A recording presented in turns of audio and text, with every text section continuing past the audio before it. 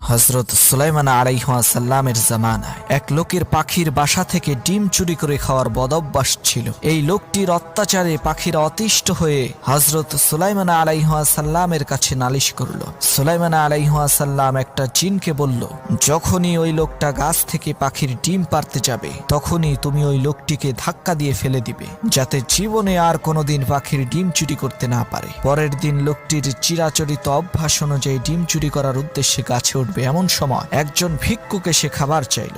লোকটি ভিক্ষুককে খাবার দিল, তারপর গাছে উঠে পাখির ডিম চুরি করে খেলো, কিন্তু জিন তার কোনো ক্ষতি করতে পারলো না। সেই জিন এসে সুলাইমান আলাইহিস সালামকে বলল, পাখির ডিম চোরকে আমি কি ধাক্কা দিয়ে ফেলে দিব? উল্টো দুইজন ফেরেশতা এসে আমাকে ধাক্কা দিয়ে ফেলে দিয়েছে। সুলাইমান আলাইহিস সালাম বলল, কেন? জিন বলল, সে গাছে ওঠার আগে দান করেছিল, যার কারণে তার আসন্ন বিপদ কেটে গিয়েছে, তার উপরে আল্লাহ তাআলার রহমত নাজিল হয়েছে।